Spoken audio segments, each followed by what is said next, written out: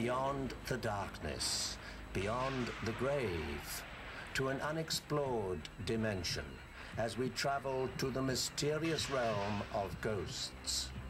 Journey with us into the world of ghost stories. Welcome to our show. I'm Patrick McNee.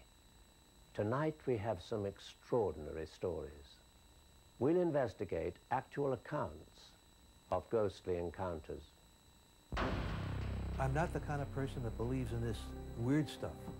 I wouldn't have believed it if I hadn't seen it with my own eyes. I thought everybody saw spirit and auras.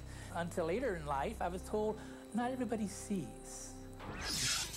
Julia died in 1921. Soon after this, her mother began to have a series of unexplained dreams when Julia began pleading and begging with her mother to dig up and exhume the grave.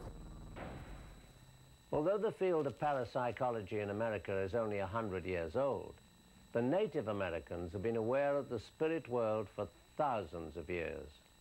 This story is about just such a spirit. The Navajos believed there were many spirit forces at work in this world. One was the Shinde, spirits of departed persons which take on various forms on Earth, often human. Even today, the Navajo spirits are very real to anyone from any culture who encounters Arizona's ghostly maiden, Red Feather. The Grand Canyon in the northwest, the Salt River Canyon in the south. Arizona is a land of canyons. One sandstone-walled canyon was found by the Navajo and called the Spirit Canyon. Its walls were adorned with magic drawings by ancient peoples. Today, this sacred canyon is known to only a few, and they know it as the home of the ghost, Red Feather.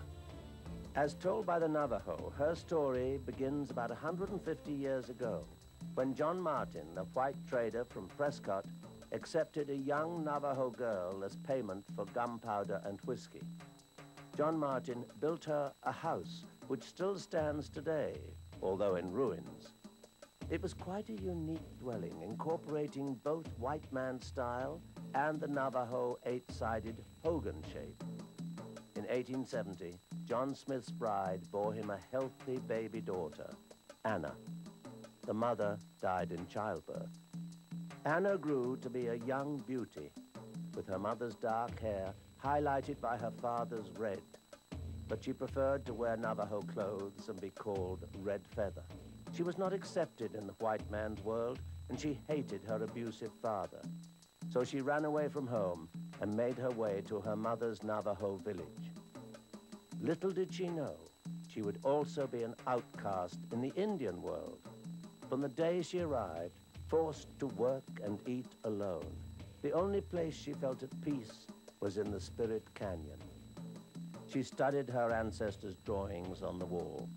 One in particular she read as depicting a young man who endeavored to join the spirit world by leaping into the sacred canyon and taking his life.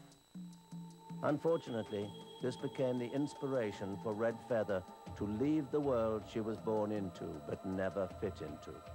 And in 1887, she too ended her life in the canyon. Not long afterwards, local Navajos began seeing a strange vision of a young maiden in and around the canyon. The apparition looked very much like Red Feather. It was understood that she had indeed become one of the Chindi. Of course, the story of Red Feather could easily be discounted as nothing more than pure Indian legend, if it were not for the many corroborating dates and facts, and the modern-day sightings. When I was a little girl, I used to go out to Spirit Canyon, which is a sacred place for the Indian people. One morning, I went out there just after sunrise. I saw a woman standing on the edge. She was wearing the traditional clothes.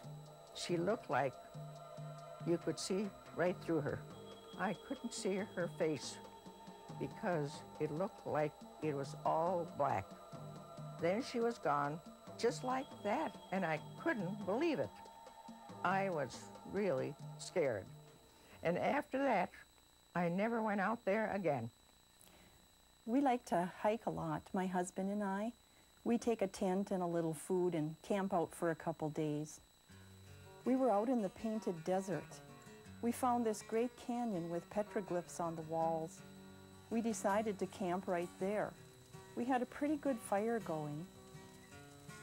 I felt kind of funny all of a sudden. I looked up and there was this thing, this woman or girl. She was kind of glowing. Her face I couldn't see. It was glowing all white. I've never seen anything like it. Then she just faded away, vanished. It scared the daylights out of us. We were on vacation with the grandchildren. We like to take the back roads a lot. We really feel that you see much more that way, especially with the kids. We'd been to the National Monument north of Window Rock, and we were on 191 headed back down to the Petrified Forest. I saw a very strange girl walking on the side of the road, dressed in Indian clothes. I'm not sure what it was, but something made me stop. And I looked at her, and she just vanished. I'm not the kind of person that believes in this weird stuff. I wouldn't have believed it if I hadn't seen it with my own eyes. She just disappeared. Well, on your next trip to Arizona, if you see a pretty young Navajo girl along the way, looking a bit out of place, I would suggest that you don't stop and chat. We flashed our lights like the legend says to, and we've seen the light come up down the road